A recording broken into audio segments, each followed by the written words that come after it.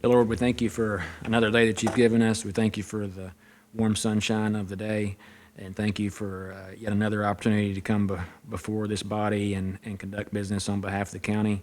Just ask that you would continue to bless each one represented here, all the leaders on a state, local, and federal level, and just help us to come out of this pandemic, bless the vaccine in the process, and all those who are involved in administering it. And ask that you would please forgive us wherever we failed you, for it's in Jesus' name we pray. Amen. Amen. Pledge allegiance to the flag of the United States of America and to the republic for which it stands, one nation, under God, indivisible, with liberty and justice for all.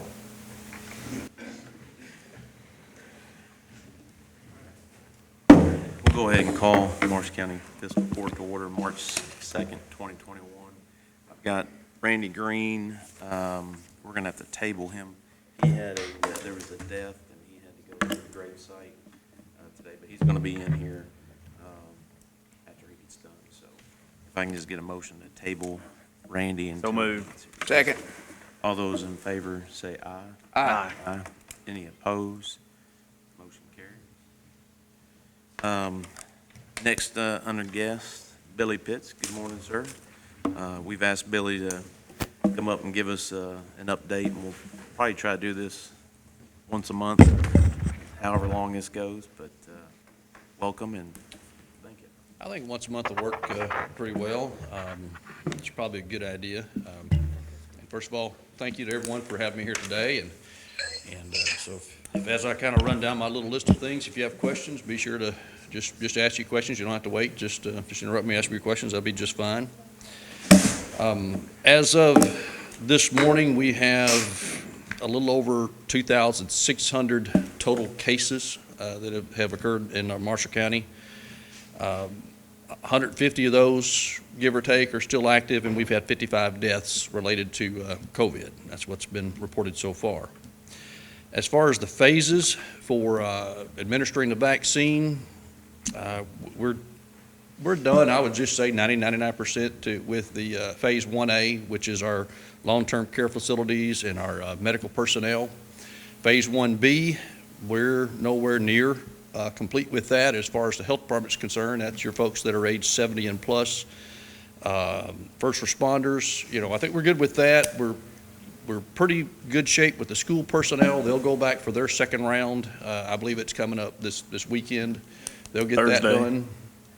And so that's going to leave the age 70 plus folks, which we still have about 4,000 plus, I think 4,500 last time I looked on the list, folks wanting to get that vaccine.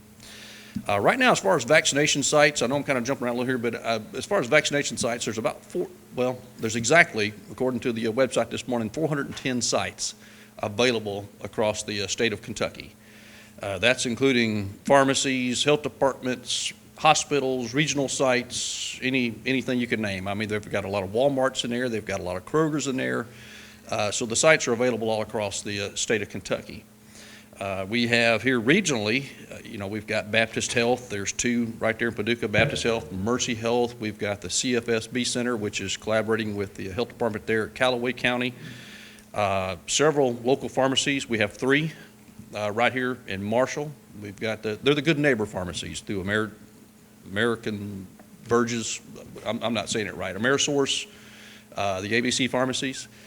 So you got one in Benton, one in Calvert City, one in Draftonville, and then of course all the local health departments across the region, and of course the health department here in Marshall. As far as the status of the vaccine, Marshall County, as far as the health department is concerned, we've received so far to date a grand total of 700 doses. That was to include the 100 that we received earlier this week, and we've got a pretty good rhythm going there at the health department. We're able to easily vaccinate, to administer 200 doses in 3 days, and that's what we've been receiving average with 100 prime doses and 100 boost doses. This week it's only 100 prime, and the reason for that is because we had that gap where no one was getting no one was getting vaccine for a little while, so we've got a little bit of a gap. So this week we're only administering 100. But in other words, what I'm telling you guys is so far the most we've received in any given week has been 200 doses, and we administered all 200 doses within the 1 week.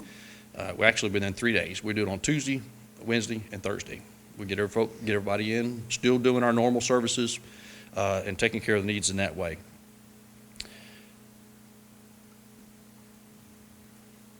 Johnson & Johnson is about to be released. Now, exactly how much anyone's going to get of that, you're seeing, information on the national news, and what you see in the news is what I'm getting. I'm not getting anything special.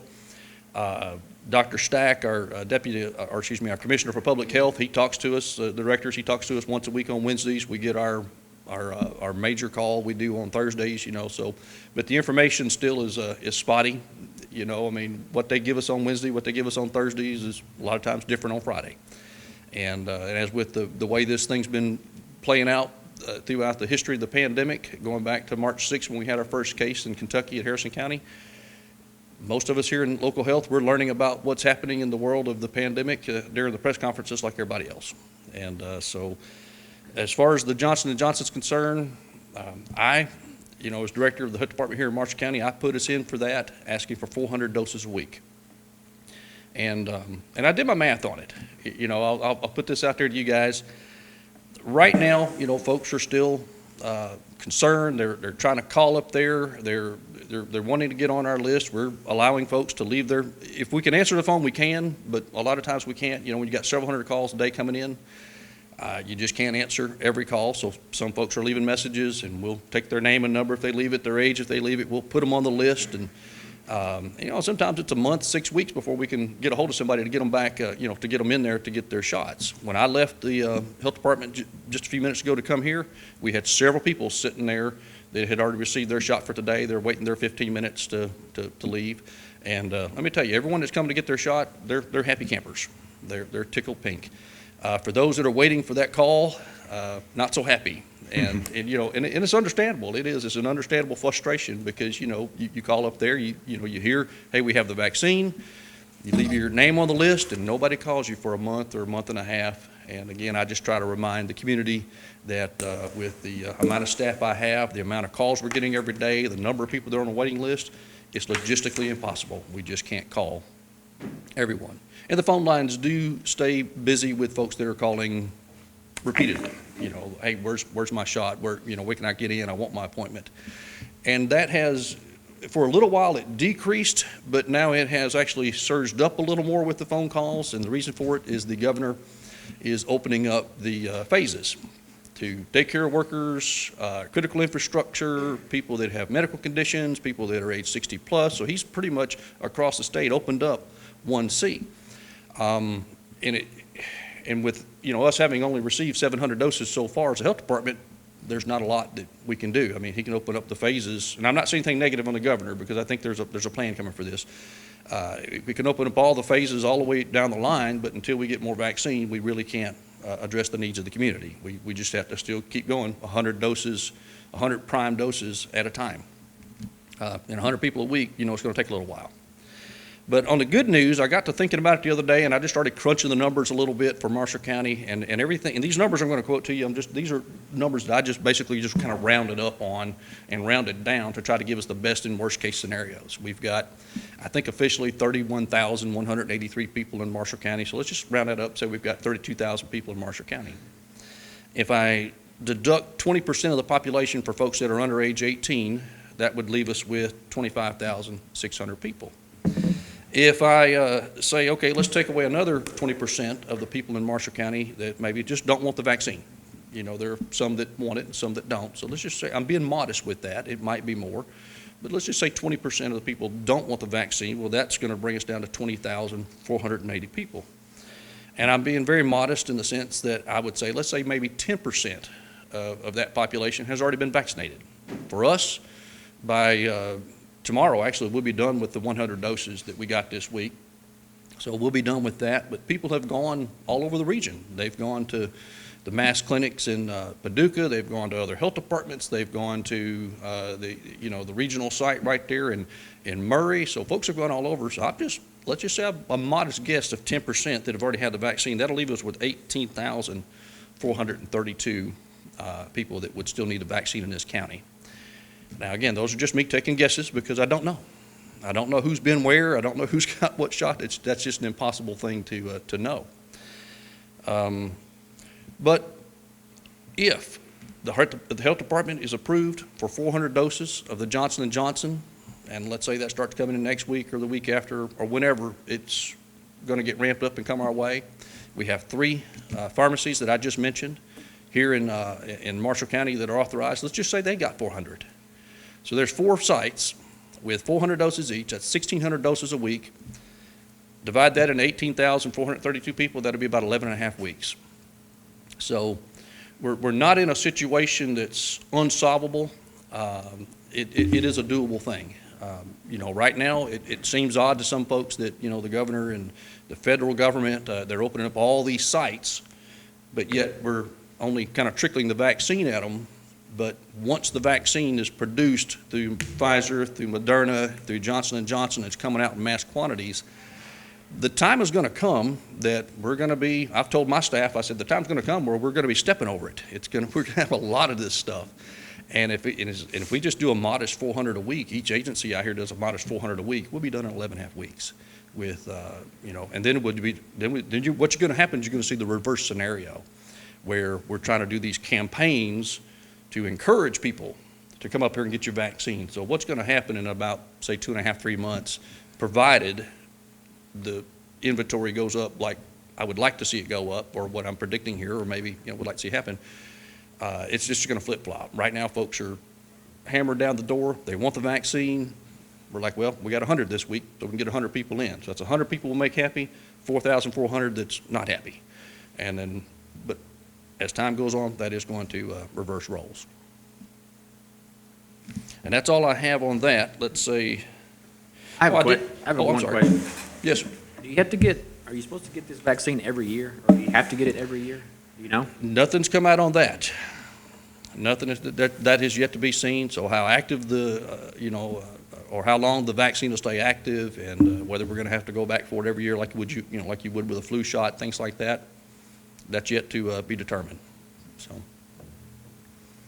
Now, I was thinking that my pharmacist had mentioned that they would not be allowed to do anything until the 2s, till the 2A or whatever. But has that changed? Are they already administering like in the 1B category, or I don't have information on that because your pharmacy program is federal.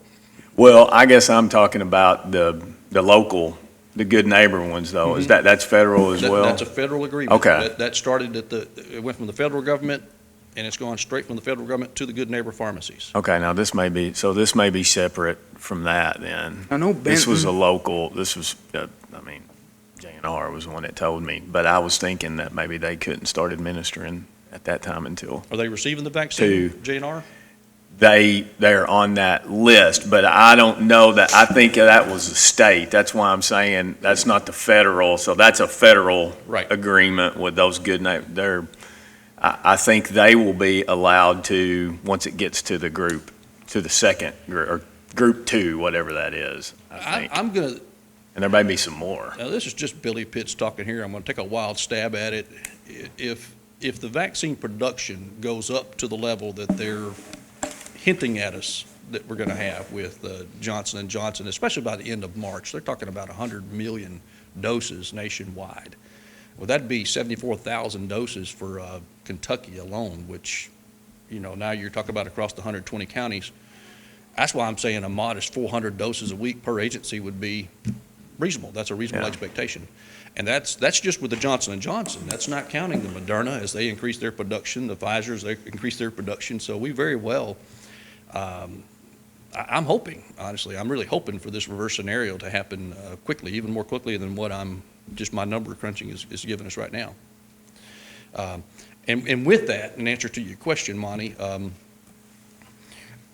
don't think they're going to be too worried about the phases. Yeah. I just think they're going to say, hey, if you can get up here and get your shot, get up here and get your shot, because with this many entities given the shot and they're giving us all the vaccine, I don't know. I just don't see it being an issue. I really don't, where we're having to pick and choose. Right now, yeah, I'm sticking with the 70 plus. I haven't opened up to daycare. I haven't opened up to critical infrastructure. I haven't opened up to 1C in any way, because I have 4,000 people that are age 70 plus on my list. And I have to prioritize those folks for right now. Who all falls in the category of 1C? I know you said critical infrastructure. I thought somewhere I read it was essential workers. Who all Well, does that's that? what I'm calling Yeah. critical infrastructure. Well, who all does that include? It's quite a list. Okay. It goes on like 2 or 3 pages. You're talking about the critical infrastructure in particular? Well, Just 1C? Well, I've had people calling me saying, well, am I an essential worker or not? I've got folks that work in the restaurant industry. I got folks that work in the veterinary industry. They want to know, are they considered essential workers or? I've got 4 pages of them listed out Okay, here. okay. Everything from social Is it workers bunched to community Oh, health really? homes and No kidding? residential care, adult protective services, dental offices. I mean, of course, they included everything here from 1A to 1C, in this list. Postal workers, people working in the legal department, water and. Can I get a copy of that before? Sure, Okay. absolutely. Yeah. I'll give you this one. Okay. I think county commissioners are in 5X category. Gonna be a little while. Yeah. Thank you, sir. Appreciate it.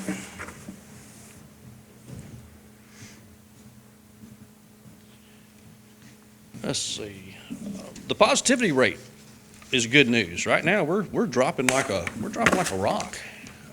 As of January, we were almost 86%. And I say positivity rate. Let me back up. That's a touchy term from back in the day. The incident rate that we go by. So our incident rate for positive cases in Marshall County I just went back and picked one out of a hat, January 12th, and we were at 85.9%. As of this morning, we're 19.3%. I was just glancing at the map across the state. You got Graves County here that went from 108% to 8% for an incident rate. And so if things keep going the way they're going as far as this is concerned, then what we're dealing with is going to eventually subside. I've had folks ask me, well, why do what do you think to attribute to that? It's hard to say. Maybe the winter that we had folks kind of getting together for the holidays and things like that. It might have spread that way, because that was our biggest spike, was right after the holiday break. I think January 12th was the biggest spike for the state of Kentucky. Since then we've had all this cold weather, and folks are just kind of been hunkering down. And so, and the vaccines out there as well. Our long-term care facilities, our K through 12, and first responders and medical workers, they've all pretty much just about had it. And so now we're working on our, the rest of our 1B and population. And I hope that here real soon we'll get to the 1C. So I've got a lot of high hopes for the vaccine that it's going to do what it needs to do. Got one more question, I'll leave you alone. If someone is on your all's list and then they get a shot somewhere else, do they need to call you all to get taken off the list to free that up, or how does that work? It's kind of either way, because what we're doing is we, get on our list. I've got, as a matter of fact, I hired 2 additional staff just to make these phone calls. That's what they do. Is when we get the vaccine in, we get it on a Monday about midday, and we set up our appointments for Tuesday, Wednesday, and Thursday. We start going down that list, and just giving you, from what they told me, giving you the flat out numbers, almost 4 out of 5 have been somewhere else and got that shot. So we make 5 calls to get 1 appointment. Okay. And that's okay. I mean, we're just going to do it. We're just going to go down the list until we get a hold of 100 people that says, yes, I could be there. Or 200 or whatever it is for the week. Yep, I'll be there. I'm going to get my shot. And so we just keep calling until it's done. So some people will call, say, hey, I've got it somewhere else, but most don't. And that's okay. Billy, I did have someone ask me, as far as the procedure when they do call or communicate as far as vaccinations, what information is going to be asked of them, like personal, private information, social security numbers? And you may have had these questions as well. I got caught on the air with that one the other day because I didn't know the answer. Yeah. Asked me, there was a gentleman that called in and says, hey, look, they asked for my insurance information and they asked for my social. And is that right? And they said they've called other health departments and other health departments don't do that. And I'm sitting there like, I don't know this person's circumstance, what it was. But I went to my billing department and then I went to the clerks downstairs that directly deal with these folks, take that information. And we ask for one or the other. If they've got ID, insurance information that's got their insurance number on it, whether it be for Medicare, Medicaid, or private insurance or whatever it may be, if they've got that information, we don't ask for anything else. Okay. The only time we would ask for a social is if they just don't have any other information to give us to where we can, bill it properly. Gotcha. Okay. Does anybody else have any questions? Thanks, sir. Appreciate Billy, I it. appreciate you, and we'll look to have you back. All right, first Tuesday of every month, is that the? That'll work, All yeah. right, there you go. Thank you. All right, you guys have a great day. Too. Y'all Thanks, too. Billy. All right, we'll move to item C under guests. Chad McCann, Rivercrest. Good morning, sir.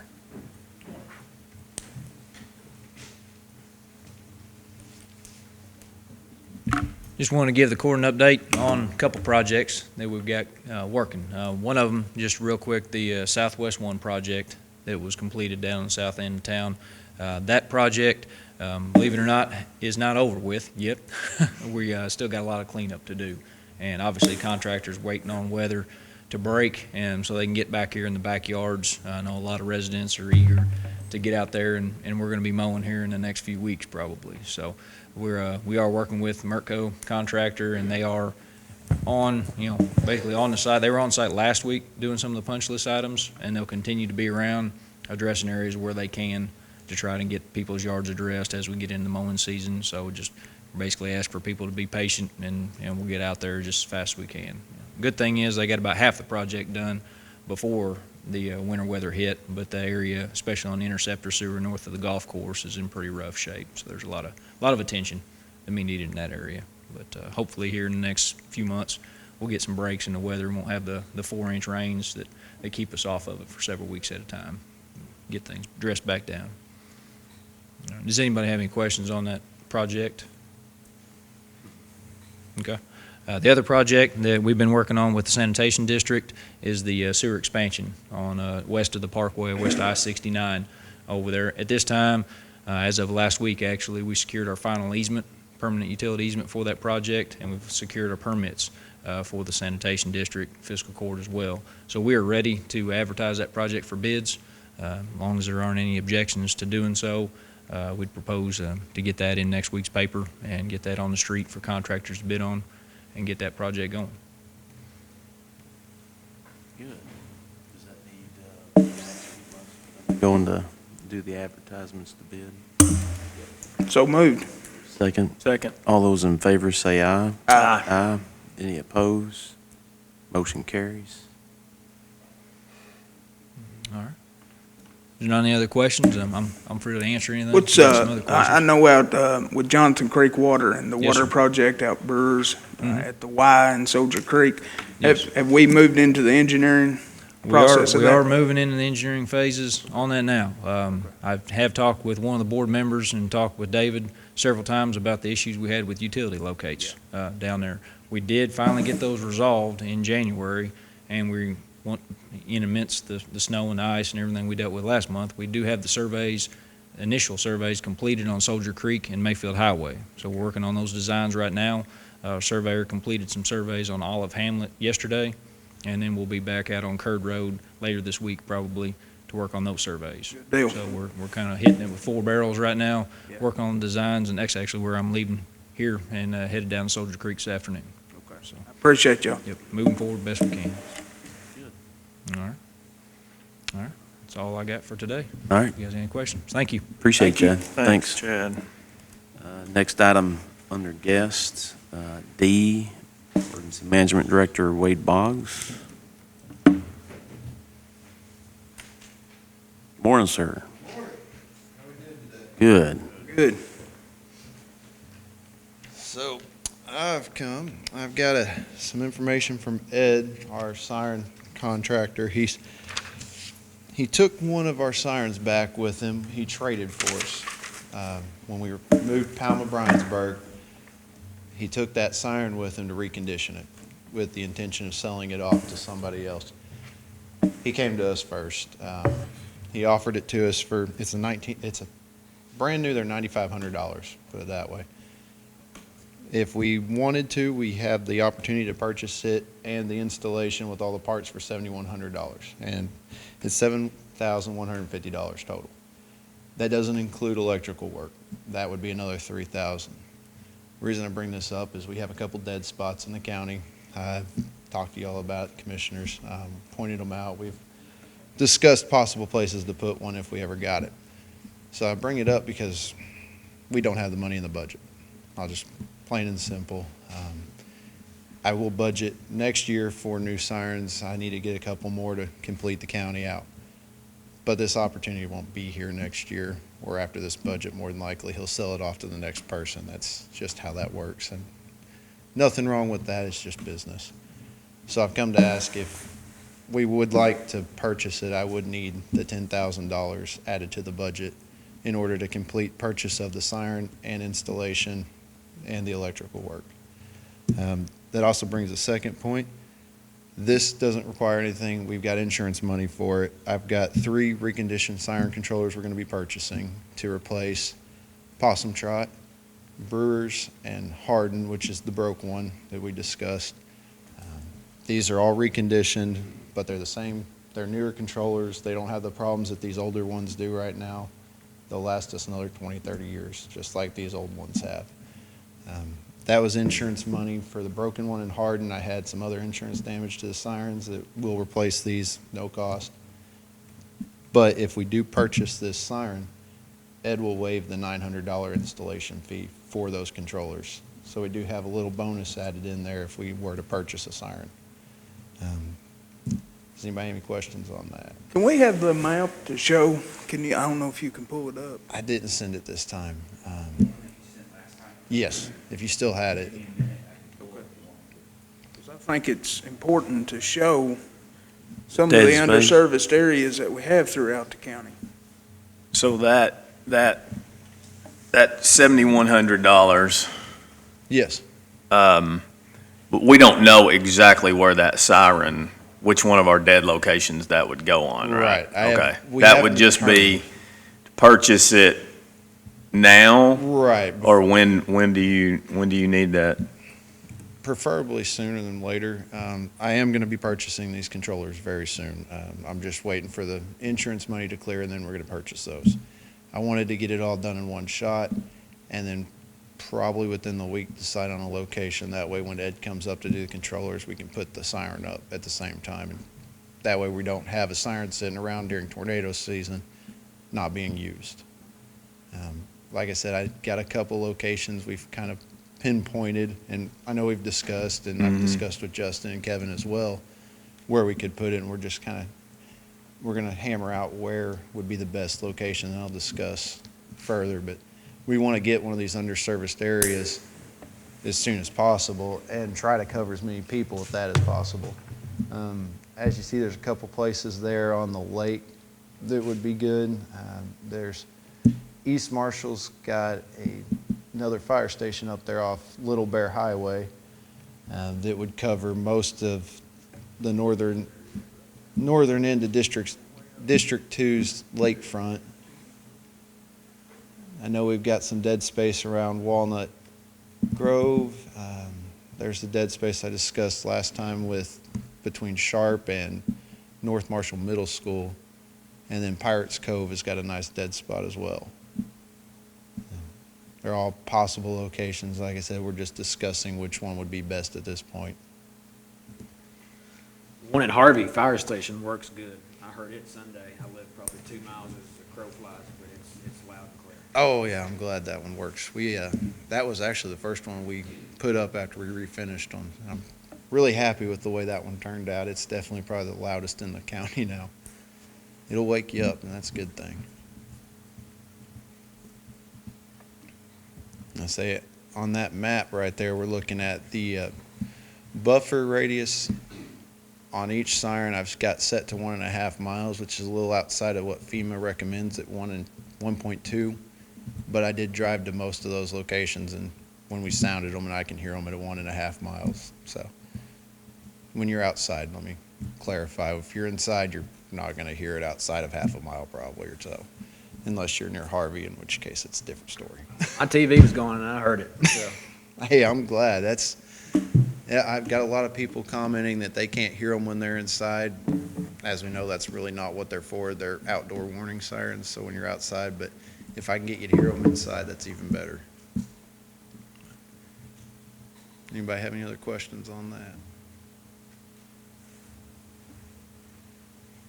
Not budgeted for, where are we gonna pull the money from? Well, we do have some monies in the, how much do we have in the investment account? After the last, there's a pool still that I need to reimburse, so I think that there's like 600 600. the occupational tax investment, am I right? That'd probably be the first place. I think it's important. I mean, it's vital to public safety. We got several spots in the county that are underserviced. I think it'd be something to go forward with myself. Jason also just reminded me we have that 20,000, that settlement coming that we had. Is that gonna be here anytime soon? Yep. Check it in the mail. Check is in the mail. There's 20,000. Place as any. No.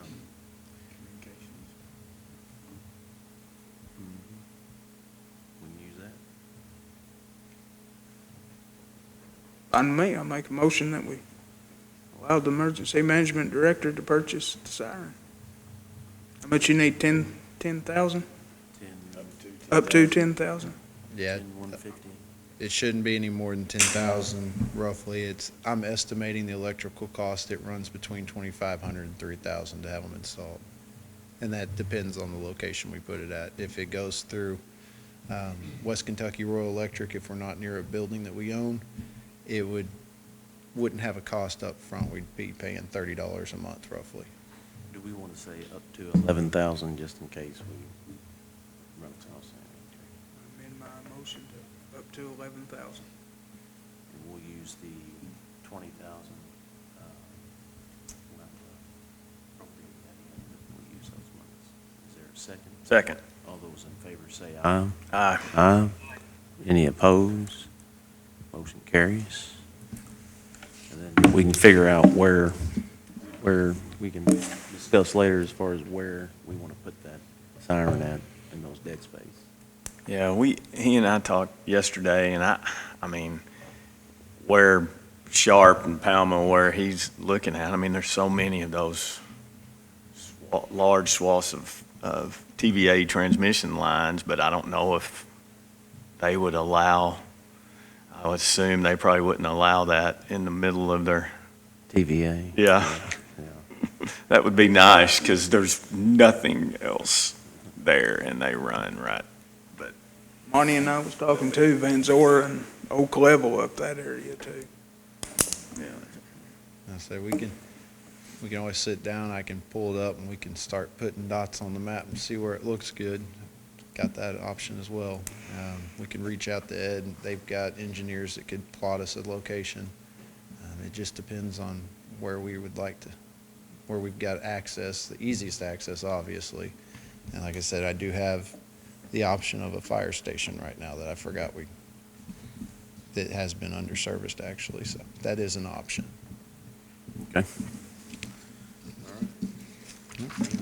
Anything else, guys? Thanks, sir. All right. Appreciate it. Well, that'll be it for today. Thank you. Under guest item E, Tim York. Morning, sir. Morning. I've got the clerk settlement for calendar year 2020, and we had a good year in 2020. We took in $11,091,306.67. That's First time the county clerk's office has ever gone over $11 million. And a lot of that was, we had a real good year with real estate. Our disbursements were $10,656,271.89. And our excess fees that was paid to, Corey got the check on February the 8th, was $435,034.78. And I need a motion to approve that subject to audit. Move we approve. Second? Second. All those in favor say aye. Aye. Aye. Any opposed? Motion carries. Okay, I also have an amended deputy hire order to amend my deputy hire back to what I submitted it of $880,000. I move we approve. And let's have discussion on this. I know I corresponded with you, Tim. The court took action on that. They did, and the court hang can on. amend it. Hang on. The court took action on that so that we can go through the budget. Yeah. Hang on. So we My can go budget and your budget are totally separate. The county clerk's office operates on fees collected by the county clerk's office. Okay. We're going to go through the budget. That's what the court approved. That's what was put on the agenda today was the 2020 settlement. Yeah. Although I asked a week ago for this to be put on the agenda. I'm an elected county official and can't get an item on the fiscal court agenda. Can we dispense with the agenda? Let me finish. The court discussed this and voted to give me the opportunity to go through the budget with everybody. I think we have a meeting today to go through the budget. Well, I won't be able to make that. I have an appointment today. Well, we have a meeting today and tomorrow to go through the ones that the ice storm, basically, we had those meetings scheduled and it was disrupted. Here's the thing. I think your concern originally was that what you presented to the court previously was denied and it wasn't ever going to happen. And that's not the case. The case that we discussed was to give me the opportunity to prepare a budget because this is a unique year. We have gone through the past 5 budgets and there's been no issues. But with this particular year, I mean, the courts set a precedence.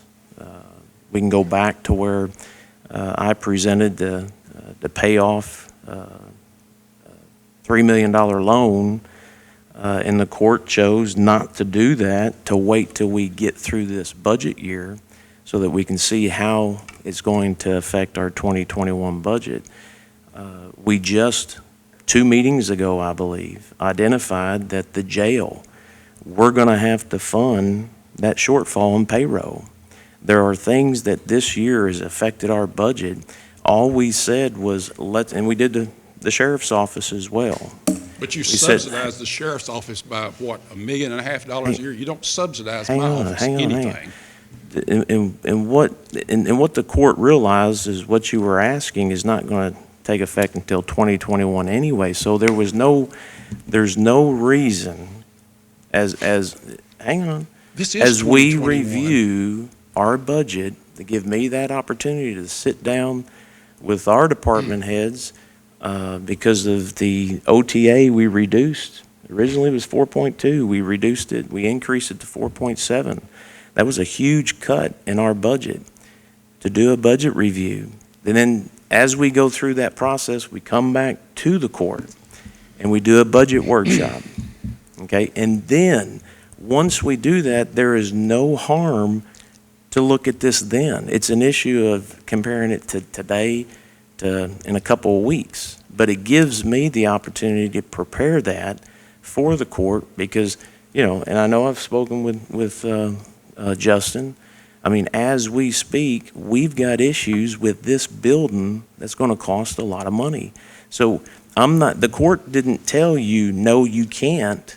The court said as being fiscal responsible with the budget and the situations that we've had this year, let's go through that process. Let's sit down with everybody, to include elected officials, and discuss it. And then as a fiscal court, in the budget workshop, we go through that process.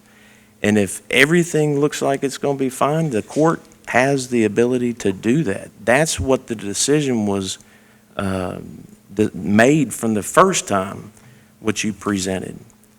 I'm just saying to run this amendment through today without letting the court have that original intent, it doesn't make any sense to me. Well, it doesn't make any sense to me that we spent an hour talking about this on December 30th. We had a budget workshop on December 30th. How many budget workshops do we need to have? You know, I've been county clerk or county treasurer for 25 years. Never seen anything like this. The county clerk's budget stands alone because the county clerk funds their own operation. Nobody's ever, you know, it's not like you subsidize me. In fact, this year, this $435,000 I'm giving you, my fringe this year was $290,000, so I'm subsidizing you. I'm subsidizing you. The county clerk's budget was always approved by the fiscal court, and I asked Dan Duke, he started here in 1972. He said, this has never happened. The fiscal court approves the county clerk's budget because the county clerk, and I guarantee you, if I have trouble, if I need money for something, you're not going to subsidize me. You're going to tell me you operate on fees. Figure it out. Well, So, Tim, listen. no. The thing is that we've had your retirement, we've had your FICA, we've had your health benefits in the fiscal court general budget. No, hang on. Hang on. Yeah, but We're talking about a pandemic. We cut our budget. We went through a whole process, all right? We're still not out of this. The court made a decision to let me go through that process with department heads to go through and look at our budget. You just started paying No. those. That is wrong. This $435,000 that I'm giving you, and if you go back and look at my excess fees since you've been here, I've paid my fringe every year. I've paid it with excess fees instead of paying it every pay period the way I am in this year. But no, I have paid my fringe. And I know you haven't been county treasurer long, but if Emily Martin was here, she would tell you that I paid my fringe. And if you guys know it, you guys know what kind of excess fees I've turned over. I'm not costing you anything. I'm subsidizing you. And there is no reason for my budget not to be approved the way I submitted it, because I am telling you how I'm going to spend money that the county clerk's office is collecting. I'm not asking you to subsidize my operation. You and I talked yesterday at great length, and when we left, we agreed to disagree. I agree with County Clerk Tim York. The people of this county elected him to be the county court clerk. He's been county court clerk since 2011. I've worked with Tim. I know Tim personally and professionally. You will never find a more conservative steward of the taxpayers' money. And I think we should allow him to run his office that he sees fit. That's just my opinion. I told you that face-to-face yesterday, and my stance remains the same. Right. It's not an issue of how he wants to run his office. There's never been an issue. There's already a motion on the floor. Yes, there's never been an issue of how he is running his office. Right. And that is the first thing, and I told you that. The issue is that the monies that were turned into the fiscal court, okay, by statute, you cannot have that. You have to turn that into the fiscal court. The court, and we discussed this a meeting or two ago, and we voted on it. You keep saying the same thing over and over again. Hang on a second. Nowhere that decision was made. You thought Just because that decision was made, this listen, is so frustrating. it's not. What you're failing to understand, Tim, is that this issue is still on the table, even when the court made that decision. It's for us to go through. We have We got a roof that's Well, about then, to fall in. Let's present this, and if they want to vote me down, but let's present We this. discussed in court that it would be amended. It can be Okay, amended, I'm here with an amendment. but that's not what we discussed. I wasn't party to that. In fact, I didn't even know that you'd changed my budget until a county commissioner told me, so I wasn't party to any of this. It So was I'm- done it was done in public. I'm here. We may, hear me out, just, you're But you're saying the same thing upset over and over again. of what the court You're- action was. Well, And rushing this through to dispense the agenda to amend it back, oh my the God, court can do that. rushing it through. You know, I But prepared the a budget question on is December the that 3rd. the process that we discussed has not been executed. I still have to sit down with the elected officials today and tomorrow. I still have to put a budget together. The fiscal court still has a budget workshop to do before I feel, and that's what the court agreed to, before we make any decision. We've done that all year. This isn't just your office. But the We county did clerk is totally listen different. to I'm me. not one of your departments. We- I'm not asking you We've to done the fund me. same with the sheriff's department. But We the sheriff's did the department same. you subsidize. We did the same throughout the year. This is not new. When I say that we presented to pay off a large debt and to move monies to our bond debt, the court said, let's hold off on that. Let's wait and see how this pans out, because this is a unique year. And it's just being good stewards. This doesn't have anything to do, and I know you and I disagreed to this, it has nothing to do about Tim York or how you're running your office. It has everything to do about us as elected officials managing the fiscal monies that come to us. And this process, you're going to find in a couple of weeks that we could, with the initial action of the court, we'll end up right back, but it'll all be reviewed and decisions will be made then. This is, in opinion, my opinion, and the court's opinion, because we voted on that, putting the cart in front of the horse. But the court can do what they want. But that is the intent. And I tried to explain that to you, but we obviously, you believe that there was, it wasn't going to happen, like your budget was denied indefinitely and there was no chance of you to get that. I believe I've been here reprise. long enough that the budget I present is the budget that should be approved. I think I've got enough of a history of running my office and being conservative in running my office that I shouldn't have to come in here and ask for an amendment. I think that the budget that I submitted should have been approved, because Have I'm not you- asking you for money. I'm telling you how I'm going to spend the money that the county clerk's office takes in, that the legislature has established those fees to operate the county clerk's office. So I'm asking, let's ask the court to vote on my budget amendment and my deputy hire amendment. Have you, and I've got one simple question, have you ever presented a budget during a pandemic? Well, no, but there was always, I was county treasurer for 14, there was always something going on. There was always a But disaster. you've I was never here during the presented ice a storm, budget, Tim, you during know. a pandemic. Everybody, But I'm not asking you for money. and I'm telling you, we're just, the You're wanting to court, take my money is what it is. the court, no one has taken your money. But you're The court wanting to. made a decision to review the fiscal affairs of the county before any decision is made. That was your office, the sheriff's office, prior things that were presented to the court. This is not anything different that we have discussed and done all year. All the courts did was take an action to say, let's review our budget and our financial affairs before we make these decisions. That the option is still there. That's what I was trying to get across to you. Rushing through today to do that before we review our affairs, when we know we have issues. You know you don't have an issue with the county clerk's office. Gentlemen, I'd ask, I second his motion. What was the motion? Motion to approve the, You got to dispense, do we it's have not to, on the agenda. do we have to dispense with? You've it? got We them. didn't approve the agenda, so there's no reason to dispense. It's a regular meeting. So there's a motion and a second. All those in favor say aye. Aye. And I'm going to be a no.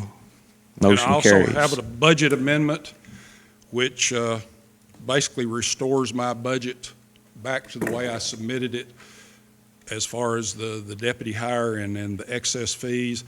And it also adds $90,000 from the money that I just gave you of the $435,000, adds that to receipts from the fiscal court in my budget, and puts that $90,000 in capital spending for my project to digitize all my deeds in the vault.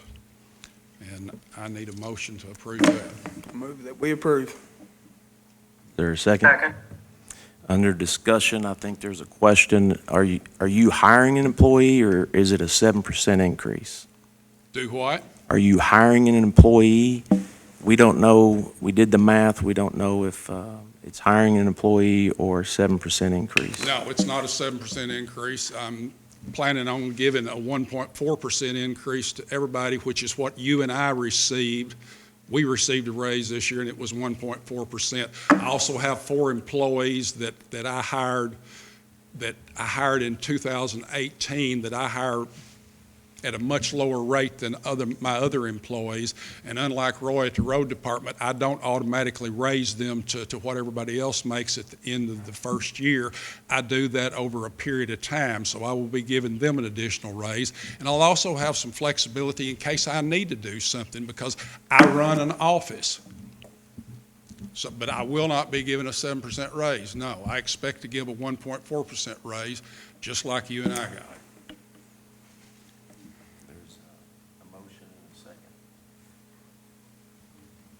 All those in favor say aye. Aye. Now opposed, motion carries. All righty. And I'll just note that in the future, I wish there would be, I appreciate you, Justin, coming and talking to me, but the lack of communication to my office directly. I agree wholeheartedly, since you made the motion the last time to cut my budget by $50,000 and never mentioned the fact to me. And in fact, like I said, probably I would not know it today if I hadn't had a county commissioner tell me. So communication's a two-way street, Judge. That action was done right here in public forum. I wasn't here, was I? Well, And okay. did you come and talk to me before you did that? No. Because the monies were turned into the court. The discussion was with the court. Yeah. But- Well, you can't chastise me for my communication skills when you have none. Well, And I also That's- think that probably I need a motion to direct the county treasurer to disperse that $90,000 so that we can start that project. So moved. so we're starting the project in this current fiscal year I don't have a fiscal year, I have a calendar year. or calendar year? So yes. There's a motion and a second. All those in favor say aye. Aye. Any opposed? I'll oppose. Thank you, All right, gentlemen. thank you. Item F, Brittany Hargrove.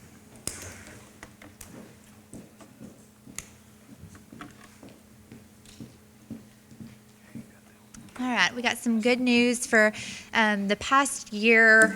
It was a little bit hectic at the park. We didn't have a concessions contract in place. It was hectic for a lot of reasons, but especially because we did not have a concessions contract in place.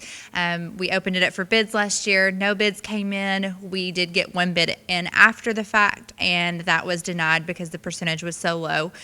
So we basically ended up having to work with pulling separate people in for every tournament that we had. We didn't have concessions for most of our regular ball games. So at this point, Christian Fellowship School would like to do our concessions at the park, which I think is going to be great. They have offered us 15%, which is what we were getting in previous years. So that's going to get us back to that same percentage that we had been getting. They're going to be able to raise money for some of their clubs and their sports and their groups and things that they have at the school. They will stock, supply, staff, everything. We will just maintain those stands like we have in the past, and then they will be giving us 15% of all of their sales that they get. They are also interested in utilizing the point of sale system that's a part of our already existing software that I had gotten for the park. So that's going to give us the ability to actually track those sales daily and weekly and be able to see tangibly what kind of sales and what percentages will be coming to us. So I think it's a great system. a lot more checks and balances in place. We're going to have, more control over what's coming in and out of there and be able to see and anticipate a little bit better what we're going to have coming in from concessions. They have appointed one of their full-time staff members to kind of be in charge of running that. There will always be an adult present, even when they have clubs and some of the things running the concession stands. So I feel really confident that they've got a good system in place there to run that, and I think it's going to be a great partnership. So Jason had drawn up the contract previously, and if you all are okay with using that same contract, if you want to re-review it or look at it again, but I just wanted to kind of present that to the court and make sure that was okay to go into that contract with them for concessions. Yeah, what I would suggest, if you don't care, Brittany, is since you've communicated with them directly, is maybe look at that existing agreement and just, I think you've got it in Word, don't you? Yes. Maybe just plug in Yep. here and there, and then when you get that information that you have in there, you can just send it to me and I'll give it Review it. a Perfect. look over, yeah. Okay. And it's the school, just to be Yes. clear, right? Okay. Yes.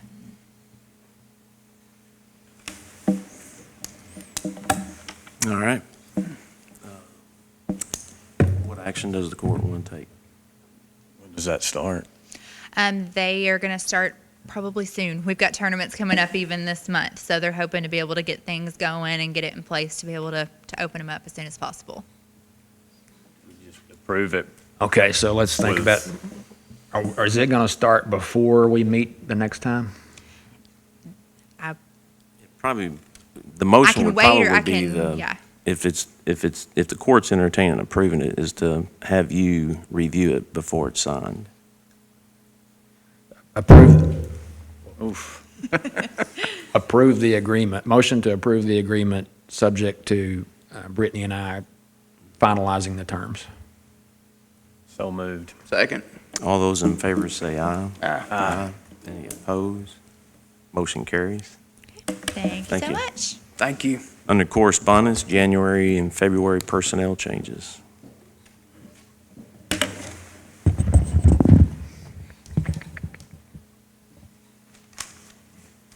January personnel changes, 2021, Hope Oliver, dispatcher, full-time, effective 1/28/21 at $13.70 per hour, and that's with 911.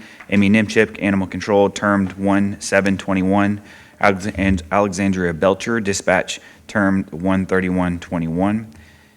February personnel changes, Jeffrey Levin, animal shelter, part-time, effective 2/2/21 at $10.55 per hour. Dennis Lewis, sheriff deputy, part-time, effective 2/1/21 at $22.26 per hour.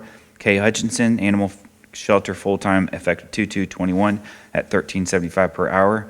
Alyssa Williams, dispatcher, full-time, effective 2/3/21 at $13.70 per hour. Alexandria Zimmerman, dispatch, full-time, effective 2/3/21 at $13.70 per hour. And Jason Neal, road department, wage increase from $17 to $18.06 per hour.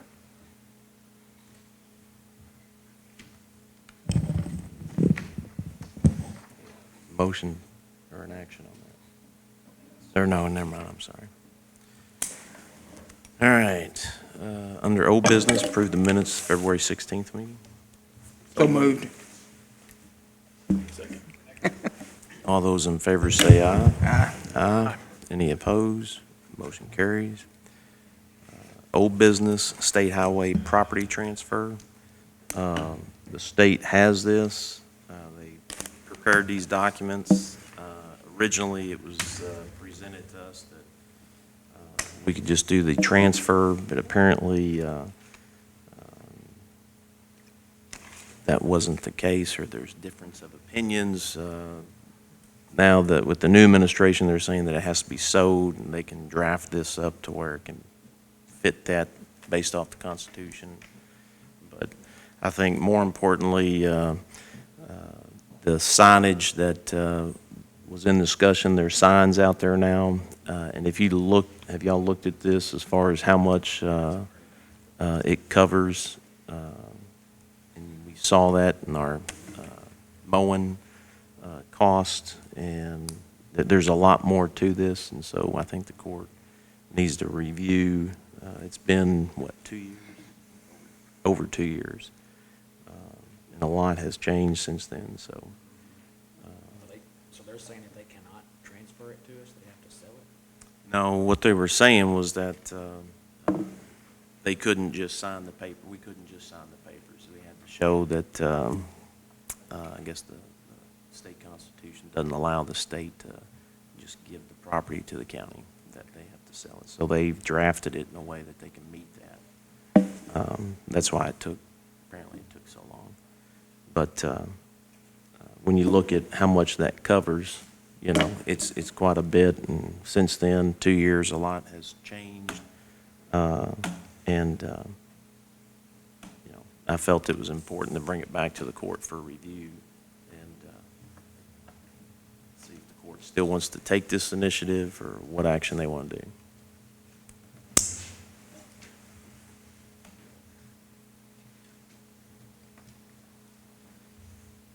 Printed that off, but man, it is hard to It's very hard to. read Read. and see without.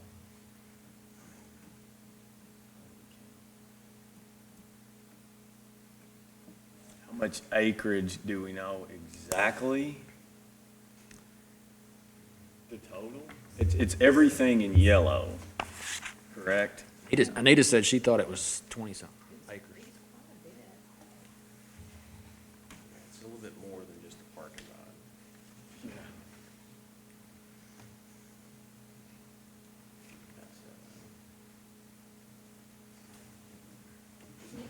Your copy may look better than mine. Mine's. Yeah.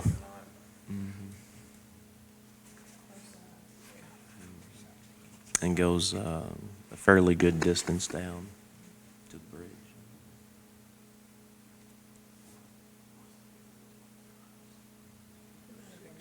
Yeah. Yeah, it wasn't 20. It's about 5 acres, 5.7. 5.7, and how much of that is mow? All, I mean, is every bit of it? No, but there is a lot of weed eating that will have to be done, and just a guesstimation on the mowing is about $4,500 to mow. A year. And then, yeah. And then, What?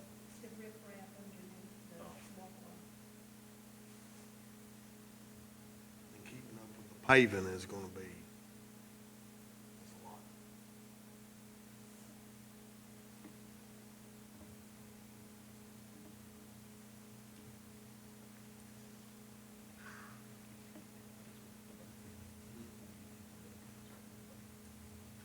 And it's all or nothing.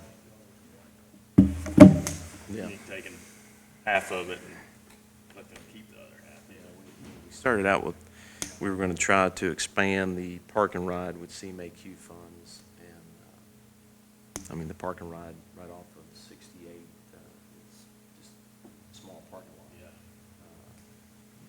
And Has the state indicated what they would do if we say thanks but no thanks?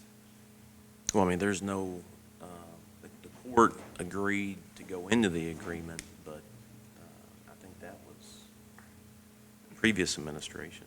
Now we have a new administration with a contract or an agreement. So I think I wasn't going to sign it until I brought it back to the court.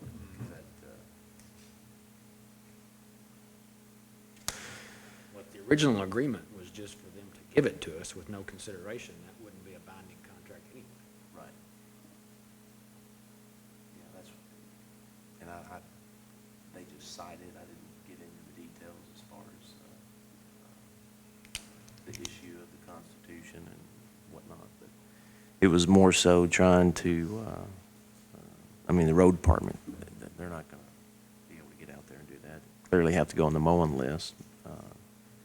The original intent was to put some identifiers out there at that intersection of 80 and 68. And they do have some signs out there now. And this has kind of gotten a little bit bigger than what we, or I at least think it's a little bit bigger than what we should take on. But Bit off a little bit more than you on this, in my opinion. We got the signage, which was the. Want it. Tent.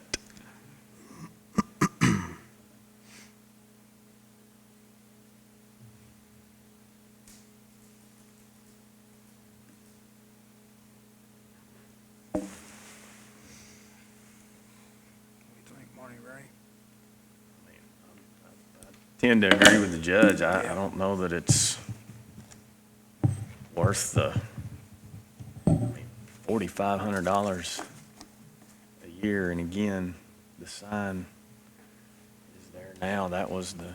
What, would you just tell me that number on the page? Paving comes up to $55,000 if we have to pave it all.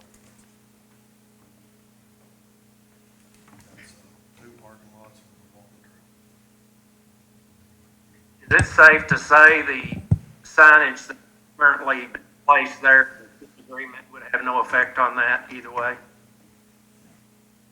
Yes. Yeah, I would say so. Since the state put it up there, that's pretty well solidified that it'll stay.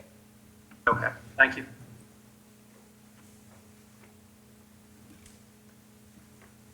Say we say thanks, but no thanks.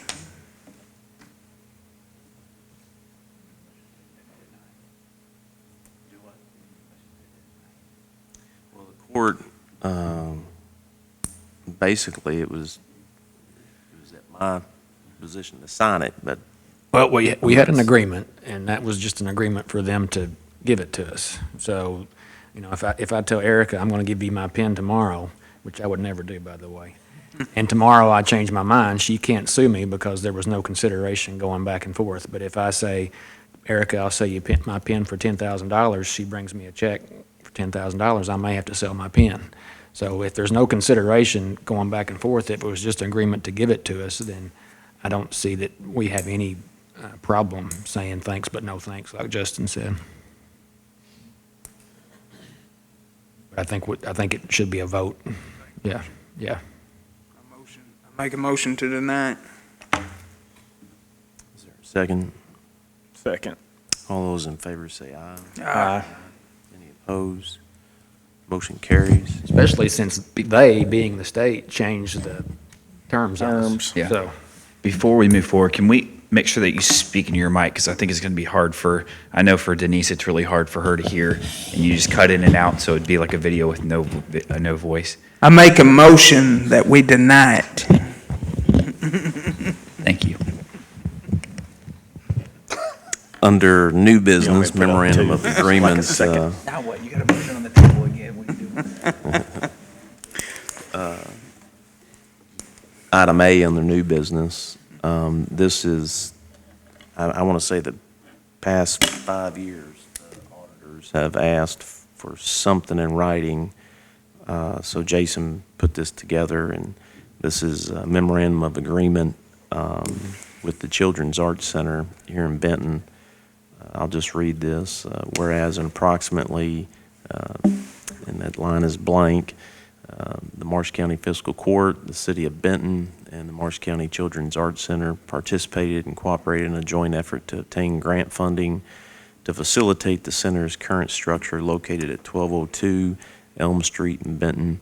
Whereas in addition, the grant funding matching funds were required, and the center requested and received assistance from the city in the county in obtaining a loan to secure those matching funds. Whereas the city and the county acted as grantors on the loan, with the center being the entity primarily responsible for the loan payments. Whereas the state auditor has requested that an agreement between the county and the center be executed to reflect the duties and obligations of these two parties.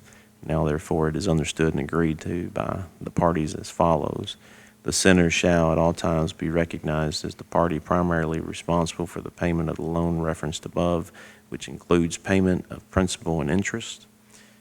If the center defaults on said loan for any reason, and the county is held liable for any amounts outstanding on the loan, the county shall have the right of indemnification against the center to recoup any and all payments made by the county as a result of the center's default.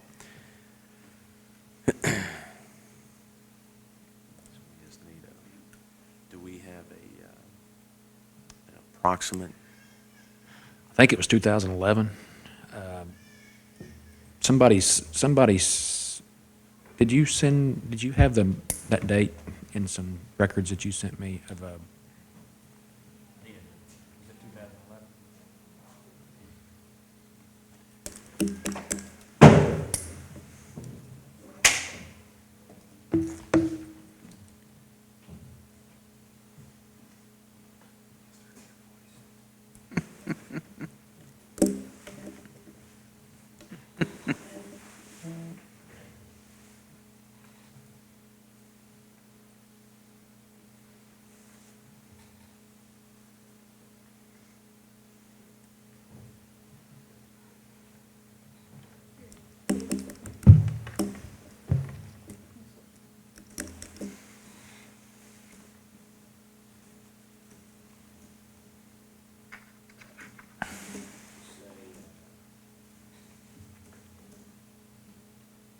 September of 2011.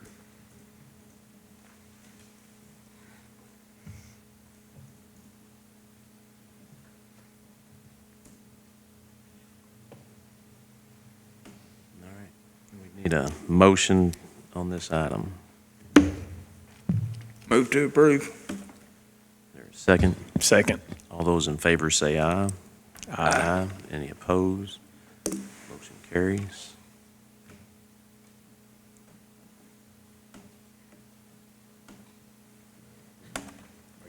Okay, we gotta go to the Art Center. You'll send that to the Art Center. All right, under new business item B, Tater Day holiday, it's brought to my attention that we have this as a holiday and the city of Benton canceled Tater Day due to the pandemic. And we had some HR questions as far as what do we want to do, so. Yeah, I mean, basically, since you've approved the holiday schedule for the year, I mean, you can do nothing and it can be recognized as a holiday, or you would have to amend the holiday schedule to take this holiday off. So that was just the question as people asked. I think with being this close to it happening, first Monday in April, a lot of folks might already have plans that week of spring break. So, Easter weekend, yeah. Really, if you want to keep it as is, really, you would do nothing, so. It's just my opinion.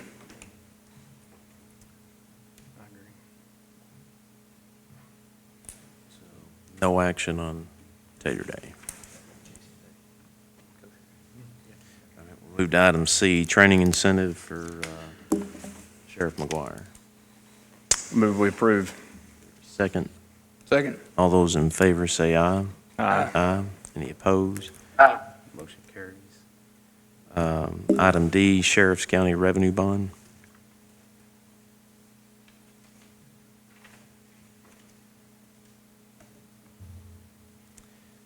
Let's see.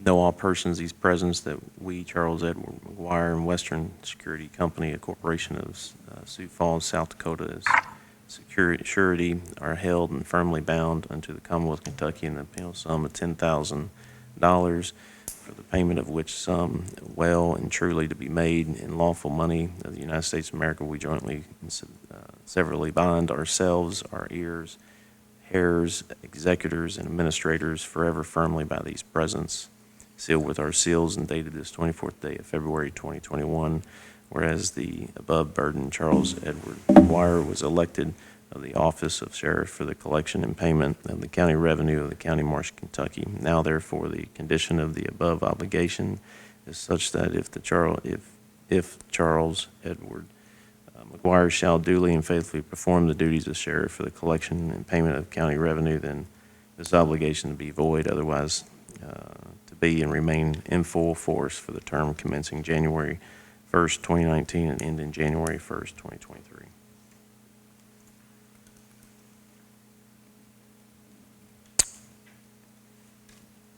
What do you need? A motion to Accept. accept it? Okay, so moved. Is there a second? Second. All those in favor say aye. Aye. Any opposed? Motion carries. We have a recess, very brief. believe the statute requires that an order be entered For the bond? approving the bond, I think. Okay. Doesn't have to be anything simple, just that on such and such day, March 2nd, court met, approved his bond. Yeah. Okay. But that motion takes care of. Is that a separate? The order just recognizes that the court approved it. I got you. Item E, Brief recess, if you don't mind. yeah. Is there a second? So moved. Yeah, All those in second. favor say aye. Aye. Third. Any opposed? Motion carried. All right, we'll go ahead and call court back to order.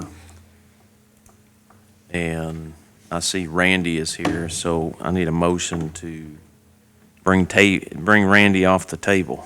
So moved. Second, all those in favor say aye. Aye. Any opposed? Motion carries. Good morning, sir. The mic is yours. Morning, everybody. Good morning. Thanks for waiting on me. Sorry for the little delay there, but you can go ahead and let your guard down. I'm not asking for anything today. Guess the best way to start this is, you've heard this saying before, we did a thing, and I guess I probably need to let you know what the thing was. We made a sanitation maintenance contract with Marshall County School System. As you know, they had a failing plant, and in our first expansion, we got rid of the plant, took that over, introduced them into our system, and got rid of that problem for the high school. But at the same time, there's, I think, 4 other plants, 3 or 4, that are operating within the county in the school system that need attention every day. Got to have an operator on it. And some of them were having some issues, some of them were new. But we felt like, since this is Marshall County Sanitation, that we should be the ones taking care of these plants for them. We're qualified, certified, and we were able to do it. So made the offer to Superintendent Lovett and Mr. Stokes, and they were quite interested. And long story short is, February the 1st, we signed the contract. We started February 1st, we signed the contract the Friday before. So we've been operating for the school for the last month.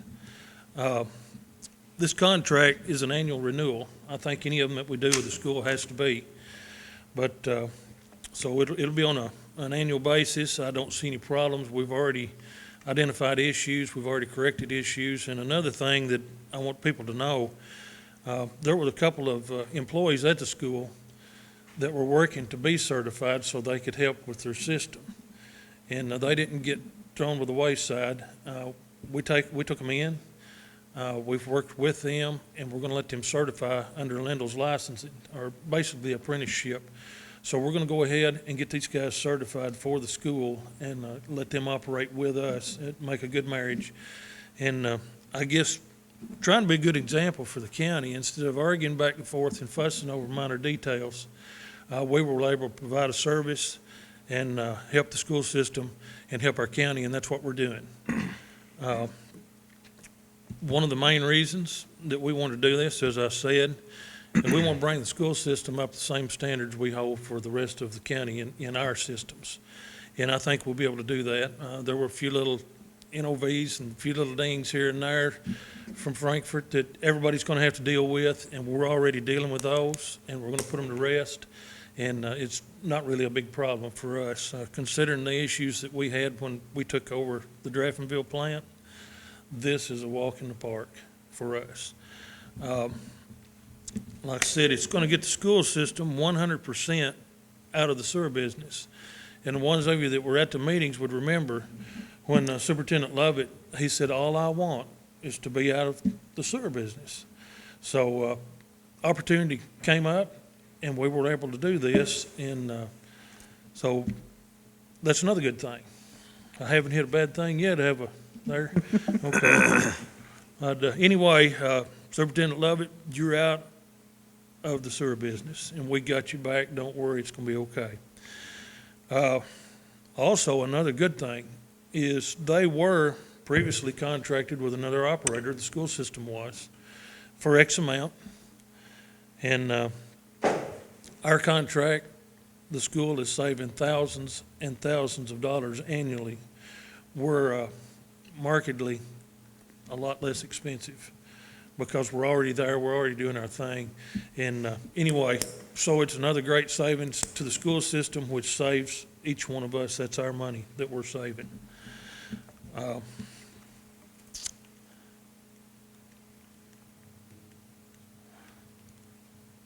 What were the sites, if you don't mind me asking? The other What were those sites? for? Yeah. We've got North Marshall, we've got Jonathan, we've got Sharp, and we've got South.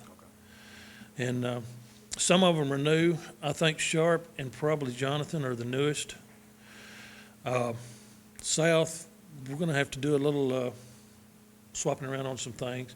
But mostly they're not in bad shape. It's just a matter of I'm not going to say anything bad about the previous operator, but I will say things were sort of neglected.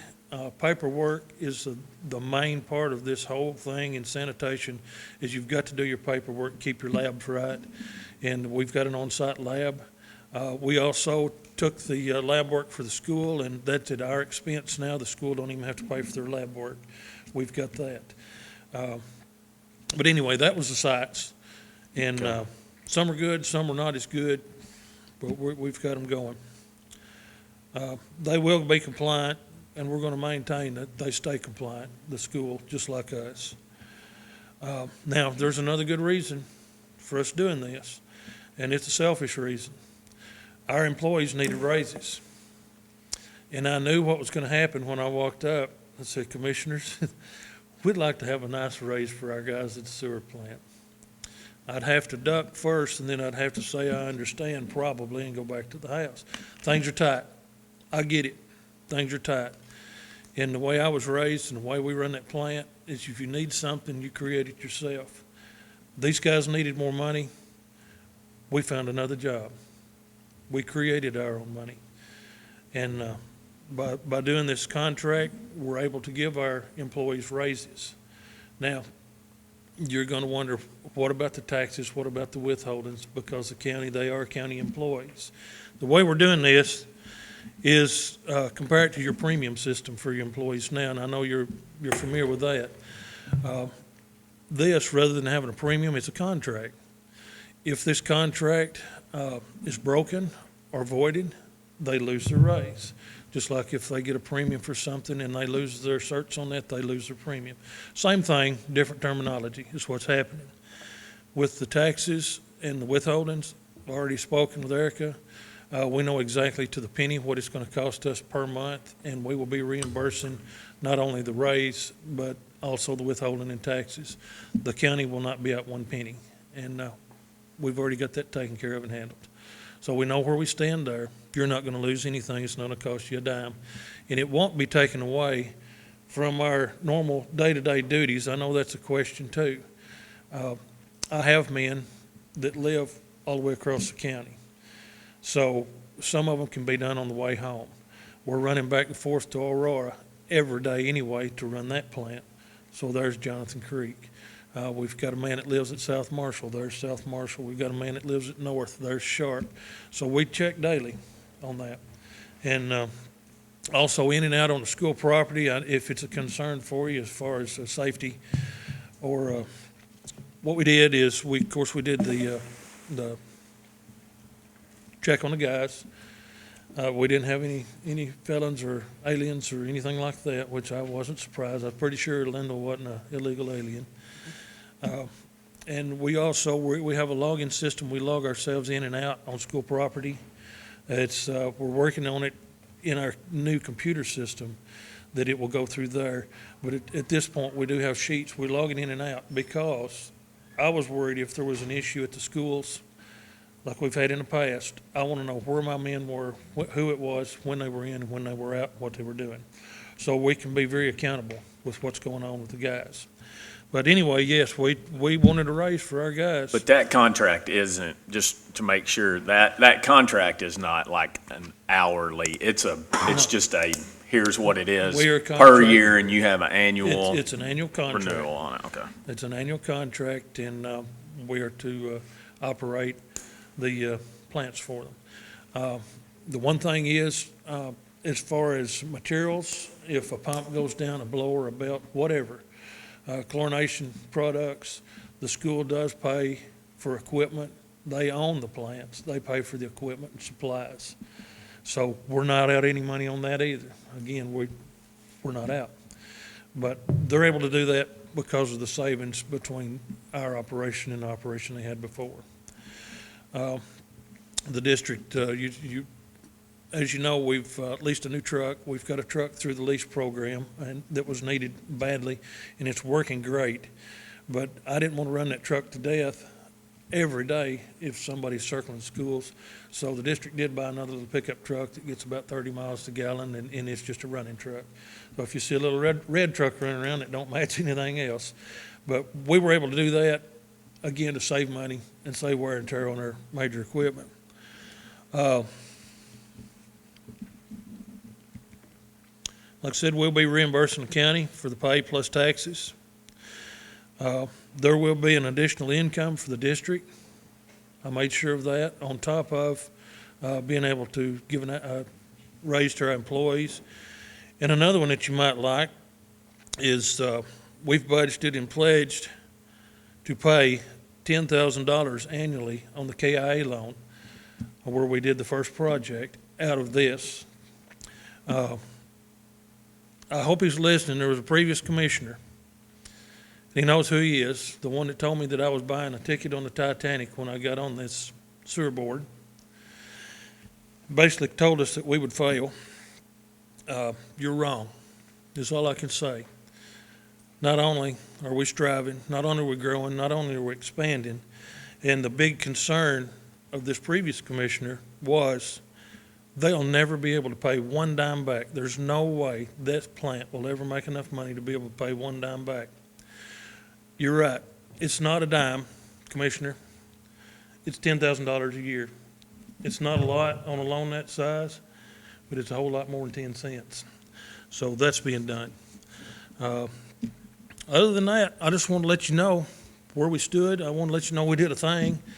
It's a win-win for everybody. And I guess probably I've just got a bad habit of getting forgiveness instead of permission, but it landed where it landed, and I knew what we were doing, and I hope you feel like you was in capable hands, because I took the county and our district first at heart when we were doing it.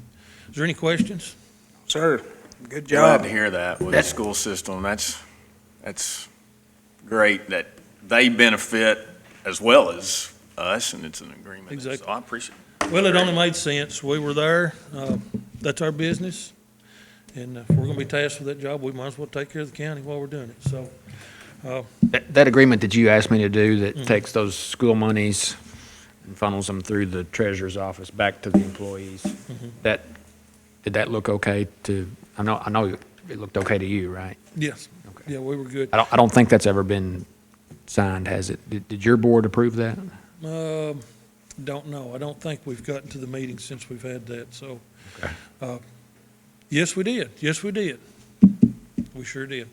Takes me a minute to see the white beard getting old, slow. Okay. If you've got because there's a place for you to sign, if you'll sign that, then we can approve it at our next meeting. If you'll Okay, get that that'll to be us. fine. Yep. That'll be fine. And that's something that I didn't mention, but all this I ran through Jason before I ever started. This wasn't just out shooting wild in the dark. I would never do that without his approval first, so. Is there anything else? Any other questions? Nope, I know, from the very beginning, seeing where this district was at and the bad shape it was in, it was going to take people from within the community to sit on that board and make things happen. And I know I've said this more than once. I still remember the look you gave me when I asked you to be on the board, and then they made you chairman. But I appreciate all the hard work that you've done, because I don't think Draftonville realizes to the highest level of how bad that district was in. They And didn't have a Aurora. clue. And it doesn't matter. It done. Out of sight, out of mind. Yep. That's It's our job. done, and it's good things, and so thank you.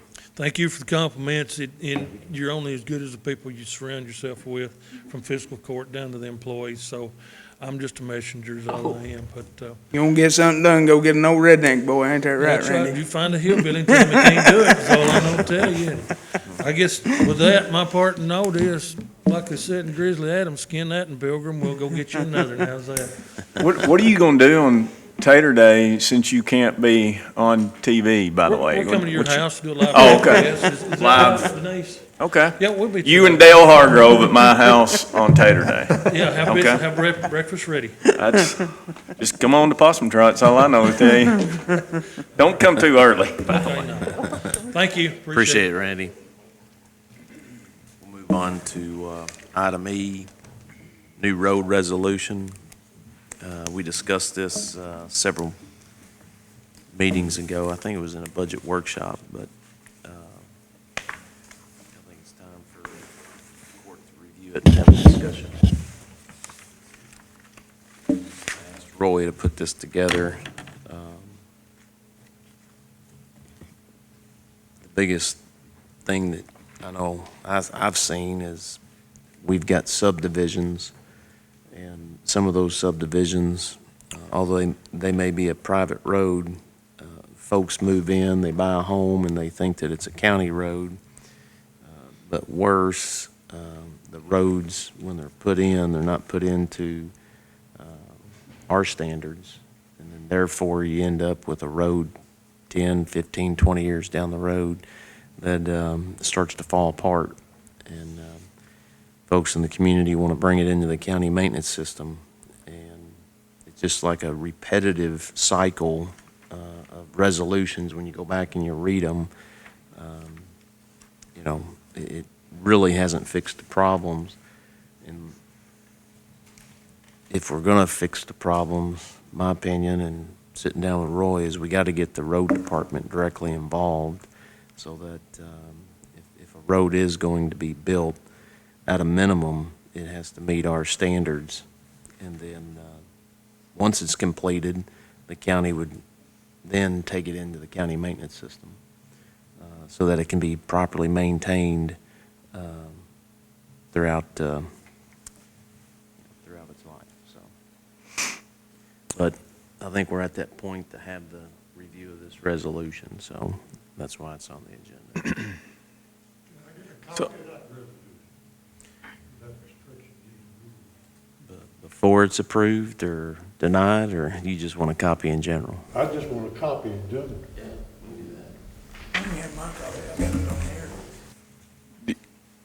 Let me ask, I don't think I asked you this the other day when we talked about it, but those specs that you put together, are those the same specs that we used, like for, say, the last one I can think of is Commodore Lane, right? Wouldn't it be Riley's?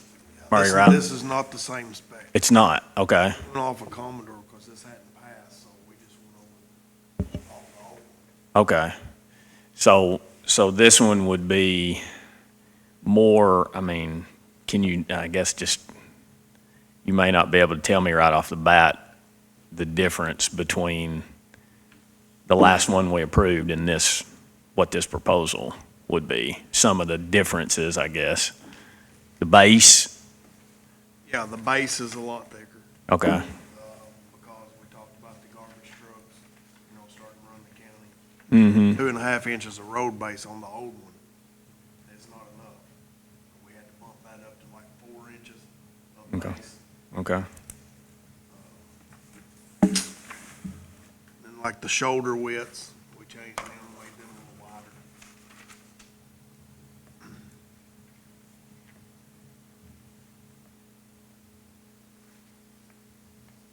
so just out of, and I know you're probably not gonna, It was a complete redo. Do you want to? yeah, Once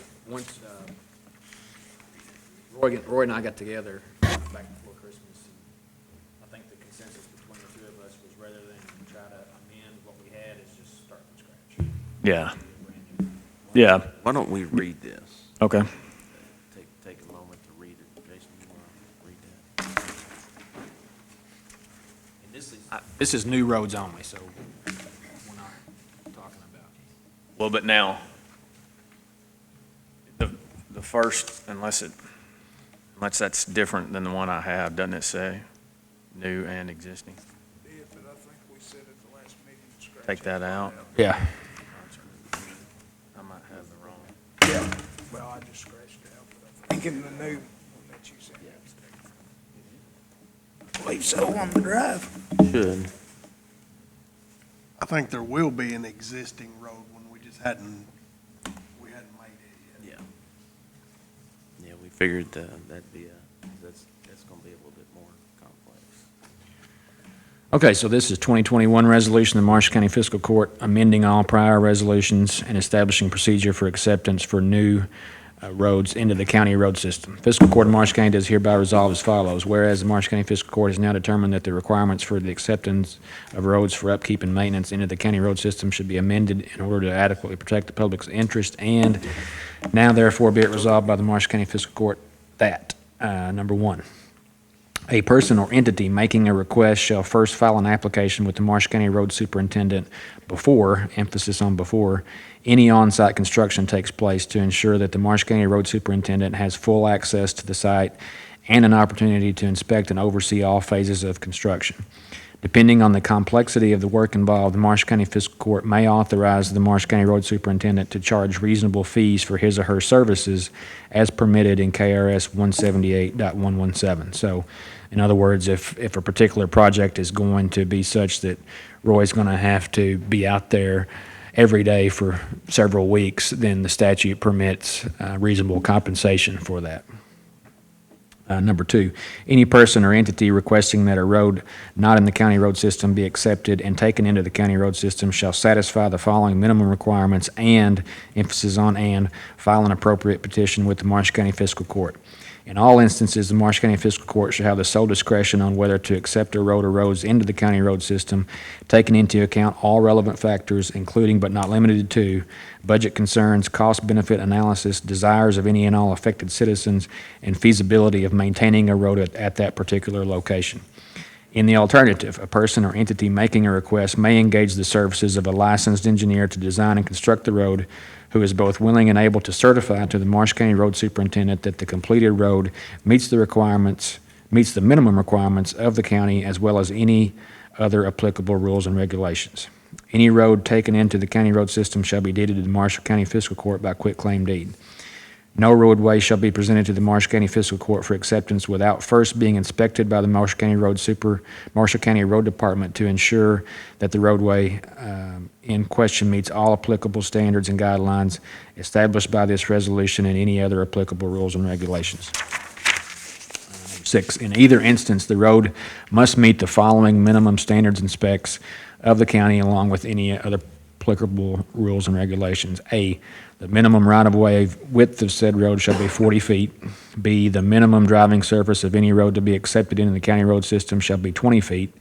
In most cases, the minimum gravel based on said road shall be of such gradation, material, quality, and quantity as to furnish a stable base of 12 inches thick and 26 feet in width.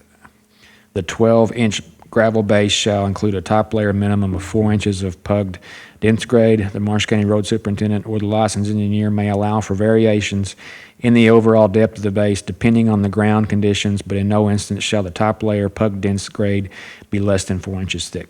The subgrade shall be compacted to the satisfaction of the Marshall County Road Superintendent or licensed engineer prior to the final surfacing. Shoulders on such roads shall be at least 3 feet wide and have a slope of 4%. The road shall be crowned and have a slope of 2% from center. Driveway entrance pipe shall be no less than 15 inches in diameter and 24 feet in length. The Marshall County Road Superintendent or the licensed engineer may allow for variations depending on the ground conditions. A minimum of 2 feet deep ditch as measured from the riding service shall be provided along the roadway on each side. All ditches must lie in the county right-of-way.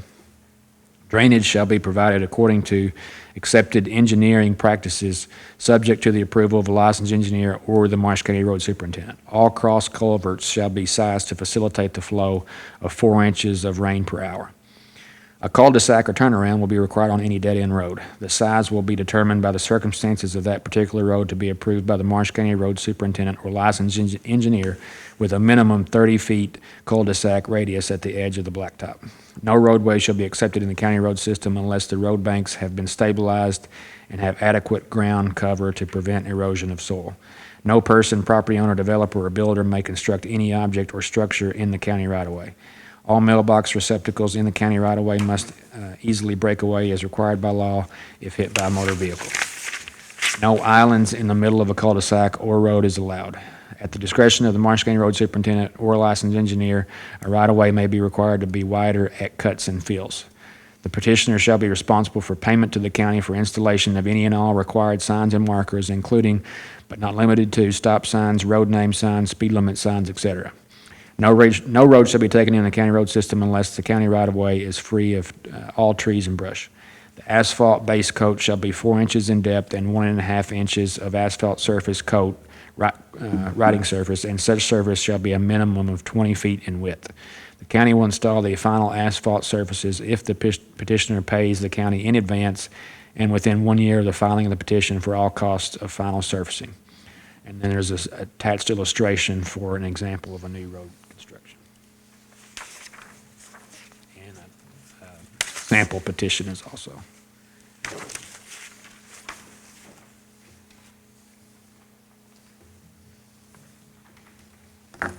I've got a couple of comments that Jason's done. Yes, I think you're good. Okay.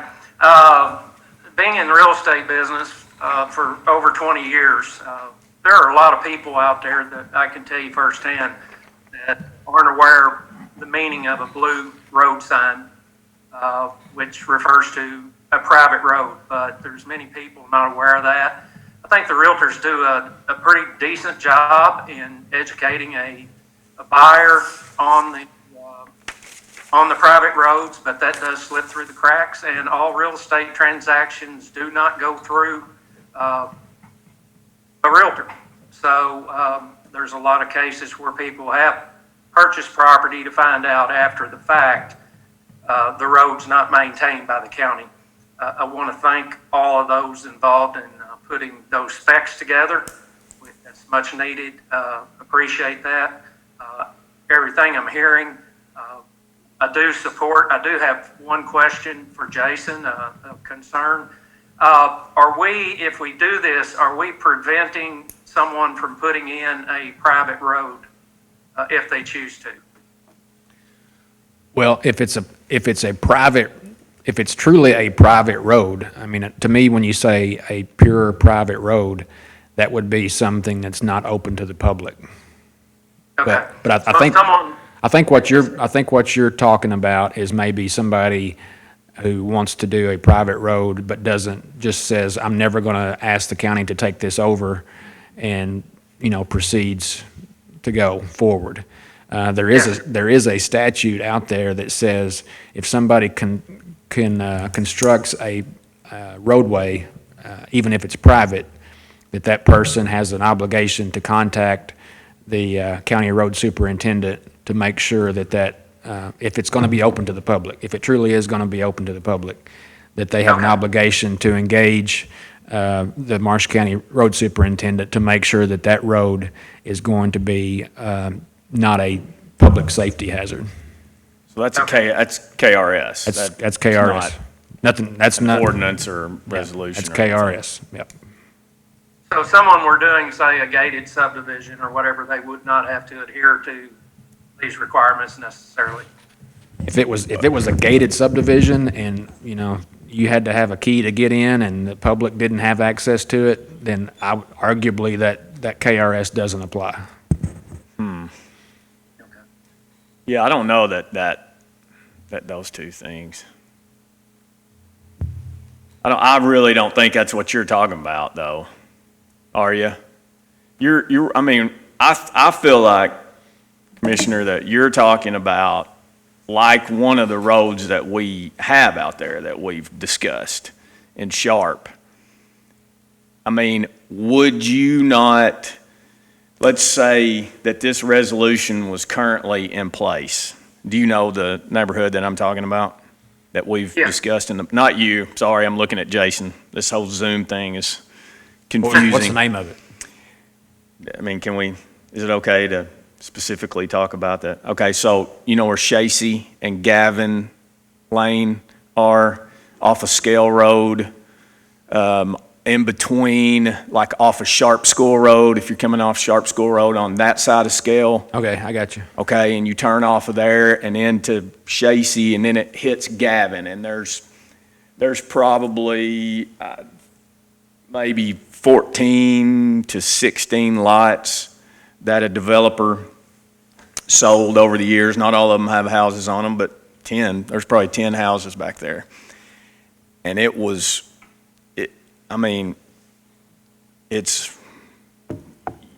one that even, I think, some folks out there thought that it was a county road. So if you're looking, I would say if you go out there and you didn't know the difference in the signs, you're thinking that's a county road. And should probably fit into that KRS. Because there's nothing that stops me from just going. From going down that. Going on Yeah. the Sunday drive and just driving around the neighborhood, yeah. Right. So, that KRS would apply, in my opinion. Okay.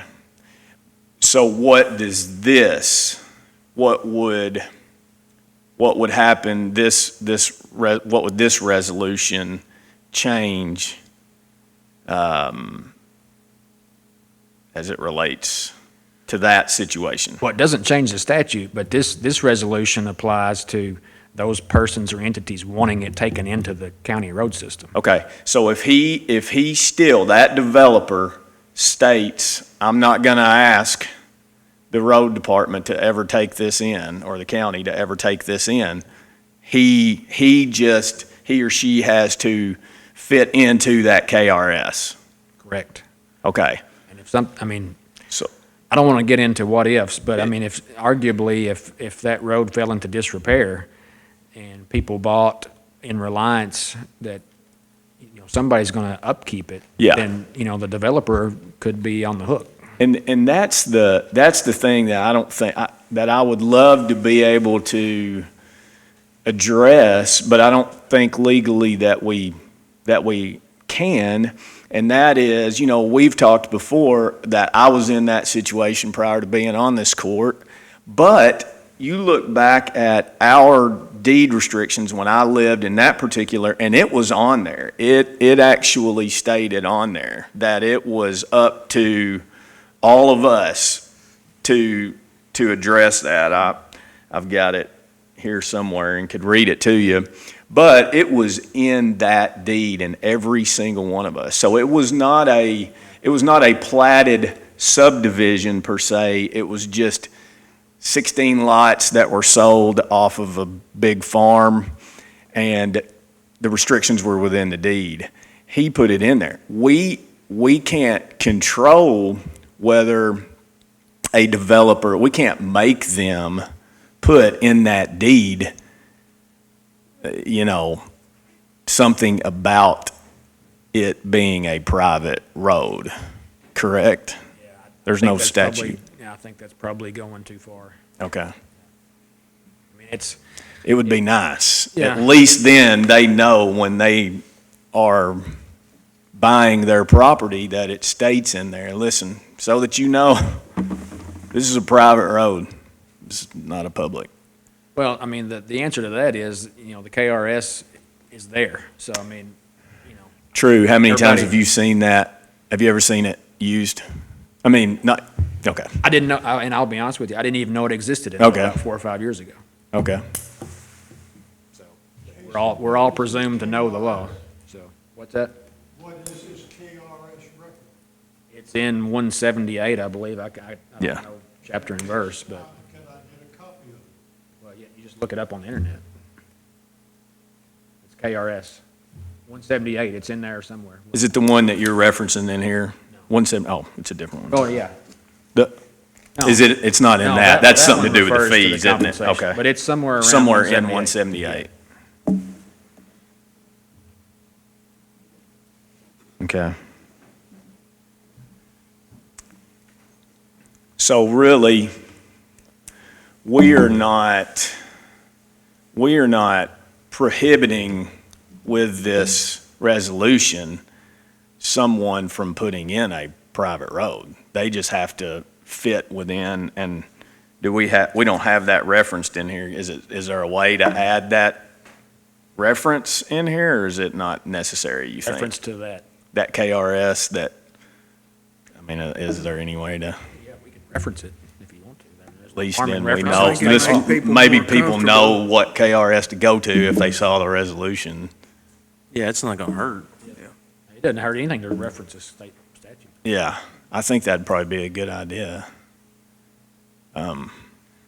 Because I can understand if you're putting in something on your property where you're gonna sell 10 lots and allow mobile homes, or something other than stick built, tiny homes or something to that effect, that you're not gonna wanna put, an enormous amount of money into the road, maybe, if you can only sell your lots for $7,000 versus what most of these large subdivisions are getting, which is, hopefully $20,000 to $30,000. Then you can recoup your money. Or You know. the opposite of that is that you may have a situation where a developer and wants to sell lots for a purely private subdivision where there's a gate and, Yeah. you have to have a code or a key to get in, and it's not, the average person on a Sunday drive can't get back there because Yeah. they don't want anybody back there, and that's their prerogative. So. Okay.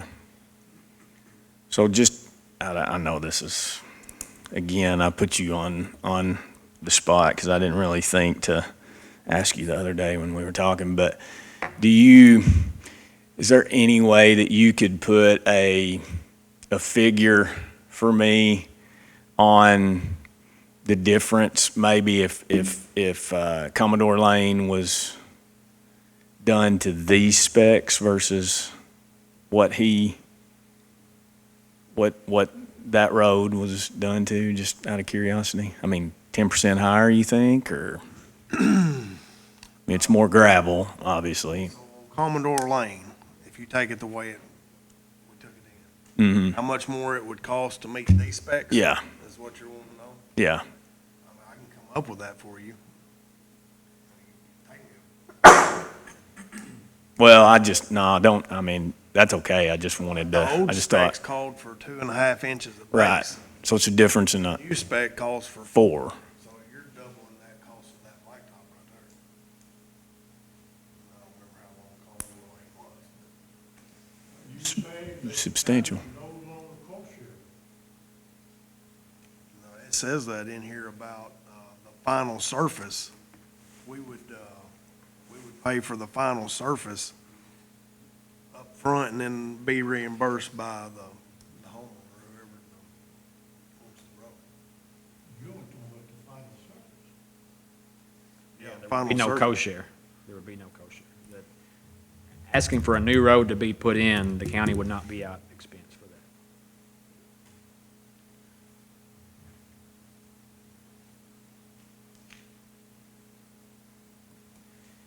The intent is to immediately take that road into the county maintenance system. And then as it goes into our maintenance of our assets, and how we go through their class 5 all the way down the class 1 roads.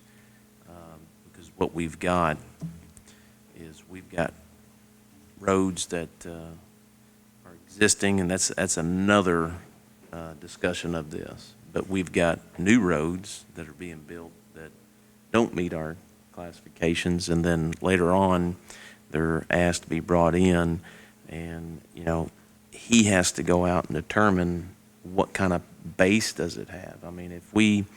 If we really looked at it, we probably wouldn't be taking in that many roads, if any at all, because we really don't know what we're getting. And we've gotten to a point where we've got we got to get this under control. We've got to put something in place that is fair to everybody.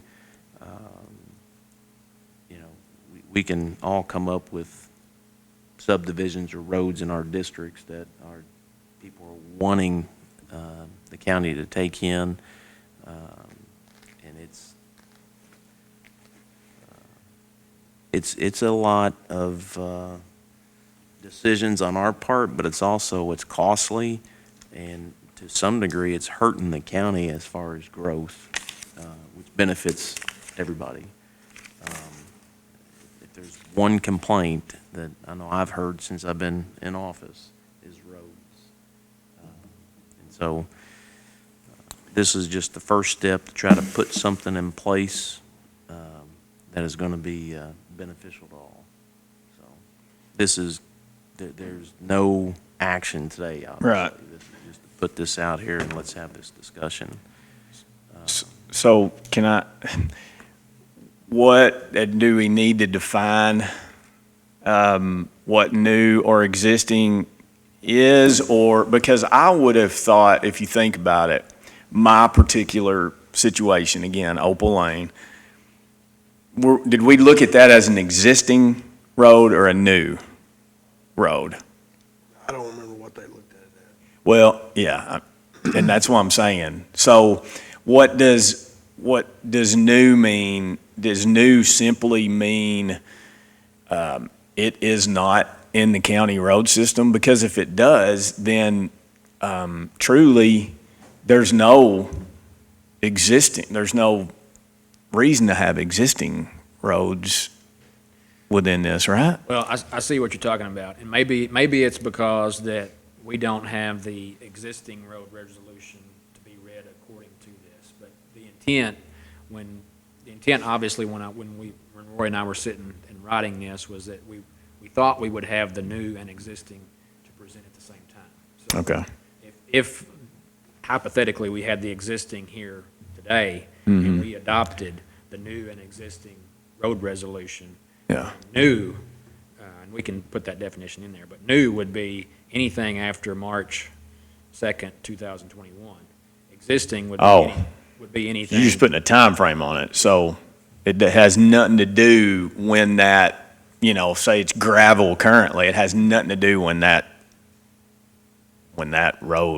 gravel road was put in. It has to do with the date that we decide at this point, everything from here on is new, everything before that is existing.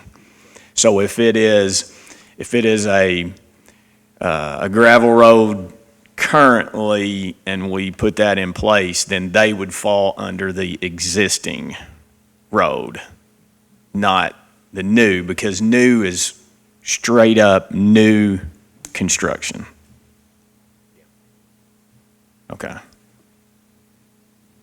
Yeah, and the Okay. existing, That make, That makes sense, yeah. the yeah. existing is going to be,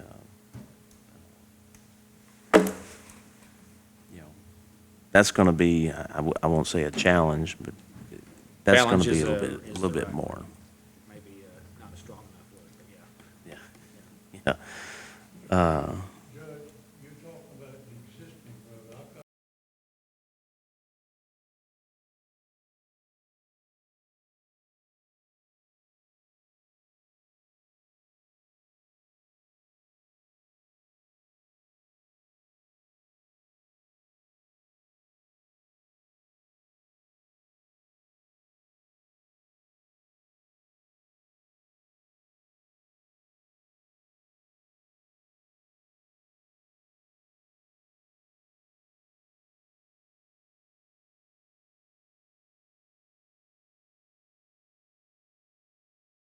But the existing, when I built it, didn't have a requirement of 26, it only required 20.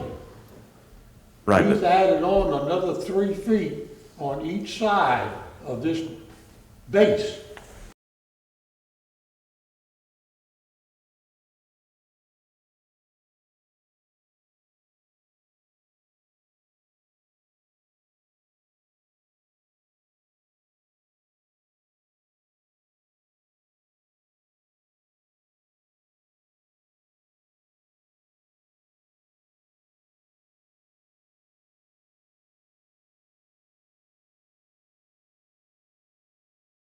which we don't have a What copy. is the requirements for an existing? We don't road?